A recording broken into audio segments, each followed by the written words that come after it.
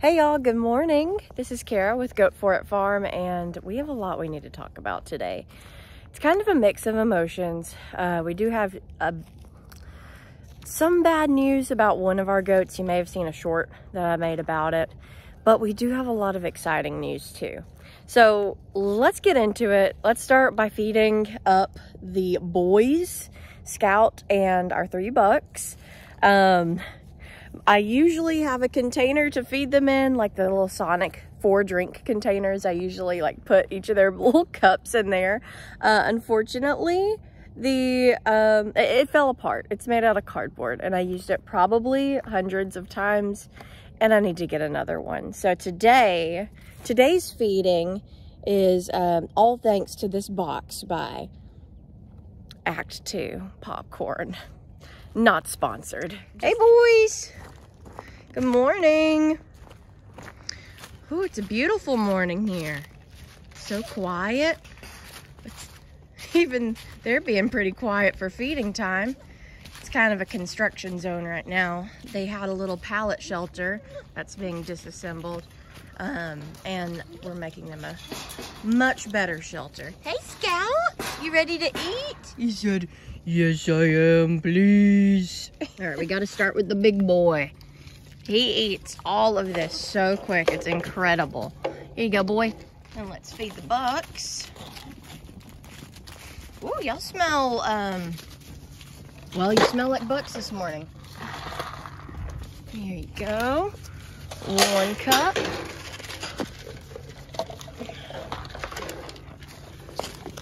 cups. And 3. There you go. Let's get the bad news over with first. So it was probably about a year ago, maybe 8 months ago, that I noticed Rocky Road starting to have a limp. And we keep our bucks together and separate from the does. And you see, they kind of tussle sometimes. That's what they do. They will headbutt each other, just like all goats do. When the does are around, they'll headbutt each other. And they get a little bit shovey sometimes. So I thought that Rocky Road's little limp he had developed had to do with Confetti taking over as the dominant buck and kind of just pushing him around. Additionally, our land is very raw land, and sometimes it used to be used for timber long ago, a few decades ago. And there's a lot of divots that you can find in the land. You have to be careful when you're just walking around where you've never walked before, because there are definitely some areas where it dips in. But you can even see here, well, maybe you can see it, from water flowing and also just from trees that have fallen over time, and where those root systems were, now there's a hole there. So I thought Rocky Road just had an injury, but he never got better, and upon assessing his leg, it's that front right one there. Upon assessing his leg, there's no like actual sign of an injury. His hoof looks fine. There's nothing like in his hoof. It hasn't gotten better. Some days he doesn't really limp, whereas others, it is a little bit harder for him to get around. But he has more quality of life than not, for sure. He still enjoys tussling with the boys, and all of that. But realize it's probably carpal hyperextension, because now his knee sits a little bit back from where his hoof lays. Because of that, I did go ahead and have him castrated. We were going to use the banding method, where essentially you put a band at the top of the scrotum and it cuts off circulation and it just falls off. However, he's much too large for that at this point. And so what we had to do was actually a method we'd never used before called the Burdizo method. And so the people I got him from actually came out and did the Burdizo method, where essentially, hey boy, essentially they take this clamping device and clamp the spermatic cords on each side going to the testes, and that cuts off that supply to and well from the testes and causes them to shrivel.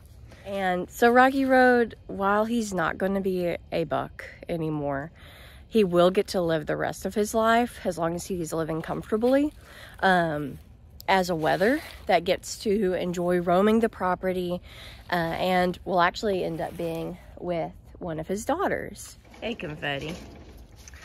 So the scary thing about carpal hyperextension is they don't know why it happens exactly yet. There's ideas that it has to do with maybe a mineral imbalance, which all of our bucks and our does have access to the same minerals, and he's the only animal that's developed it here ever. And there's also ideas that it is genetic, which is more of what I'm leaning towards thinking as well. And it could be a combination of those factors, as many things are. But like as he's standing right now, you can see how that front right leg is the knee. The knee is just back. It's a telltale sign of that carpal hyperextension. And another thing that goats will do that have this is hold that leg up. So a lot of times he would have one leg on, or one hoof on the ground, and then his other front hoof, the one that's affected, that front right one, would just be up and kind of dangling. He wouldn't want to put pressure on it. So I was like, okay, well, how did this happen? As probably everyone who's had this happen in their herd thinks. And I reached out to who I got him from, and just to see if any of his relatives had developed it. And it turns out that his half-brother had gotten it so bad in both of his front legs that he had to be put down because he just had such poor quality of life, was obviously in pain, and none of us want that for our animals. So if Rocky Road ever gets that bad where he's not having that quality of life, then of course we won't let him suffer. Yep. Confetti, you cannot be serious. Scout, you're a tolerant boy, you know that. Oh my gosh. So that's the update on Rocky Road. He's gonna live a great rest of his life here on our farm, but obviously he will not be able to breed anymore. And we will wait until about 30 days. Oh, he must be sleepy after his snack. We'll wait until about 30 days after he had been Burdizoed. I don't know if that's a real word. And then he'll be able to join the rest of the roaming herd. And I think that'll be a really awesome day for him. So, love you, bucks, and love you, Scout. But let's go check on the ladies because we have some developing udders and babies on the way soon. Oh, that is such a sweet moment. All right, we're over here where the does are, and look who's sitting out here watching her goats. Hey, Shiloh. She's like, who, me? Yes, you're a good girl, Shiloh. You've been up all night taking care of these babies, huh? Well, these big babies. Our little babies are coming soon, aren't they? I'm gonna go check on your goats, okay? Love you. Oh, love you, sweet girl. Oh. All right, let's go out here and check on the does. So let's start with Oreo. Oreo here is not related to Rocky Road. However, she has been bred to Rocky Road, and obviously I didn't realize it was carpal hyperextension at the time, but she was bred to Rocky Road, and so all of her babies, if we don't decide to keep them as just like a brush eating pet, any of those that are sold or rehomed they will be given a full disclosure about Rocky Road. Oh, hey, Dottie. My sweet girl Dottie. Oh, good morning. I just love you. I do. Oh, that didn't work out, did it?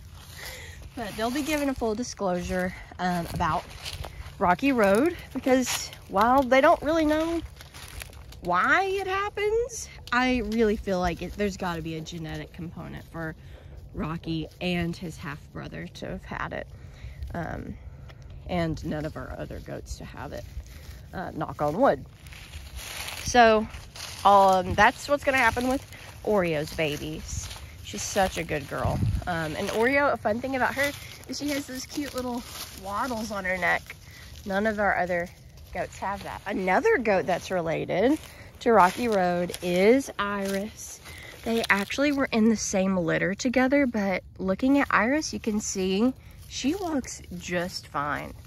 But I'm not going to breed her. You may have seen where I have put her in with confetti bomb numerous times, and she just hasn't taken. She's had infertility issues. I don't know if it's because she's a thick girl or what, but I'm really thankful that she did not take, because I mean, I just don't want to risk it. Even though she's fine, her baby's might not would be. And we want our goats to have the best possible lives, and anything we can do to increase the chance of that happening is what we're gonna do. Oh, hey, Rocky. Okay, not to be confusing, but Rocky was our first goat ever that we got. And Rocky Road, the buck, is not Rocky the weather. So this is Rocky the weather. Oh gosh, y'all, they're both weathers now. Oh my. So we're gonna have, very soon, we're gonna have Rocky and Rocky Road, both weathers, roaming with the does. How does that sound to you? Pretty bad. Let's talk about Opal. Opal is a daughter that is out of Rocky Road. It was our only, she was our only doeling, born last year. And Opal, she has not had any signs of the carpal hyperextension. But y'all, what's scary about it is a lot of times it doesn't show up until the goat is like 2 or 3 years old. So you'll go like having them thinking they have like great conformation and all of that, and they might, but then something happens, or in just one day you go out there and check on them like we did with Rocky Road, and they're lifting their leg up and not wanting to put weight on it. Oh, Sugar, you're so pretty in the sunlight, girl. So Opal, she actually was bred to confetti bomb, and any of her babies will be rehomed. If they're not kept here as pets, they will be rehomed with full disclosure about Rocky Road situation and the possibility of that being genetic. Any boys will be banded to become wethers, and she, Opal, she will not be bred again. She'll just be a pet here, and get to help us take care of all this brush we have.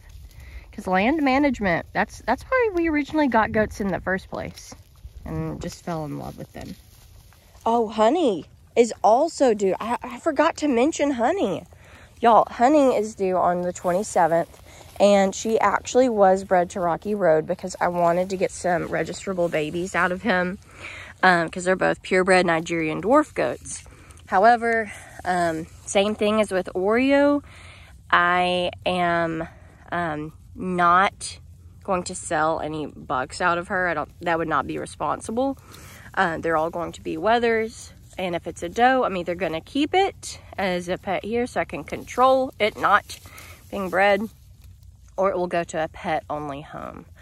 That's the story there. Oh, Honey, you got something on your tail. You got like a little thorn on your tail. Let me have that. Okay, I got that off of her tail, and she did not like that. I'm sorry, girl. In other exciting news, we have a lot of wonderful developing udders and babies are loading. They're almost here. Later this week, I'm gonna do an udder update because we're gonna be a week out from babies later this week. And I'm gonna shave the doe's udders and give you a final update before kidding time. What'd you think about that, Rocky? But thanks for joining me this morning out with the goats in today's update. And as I like to say, if you have a dream, go for it.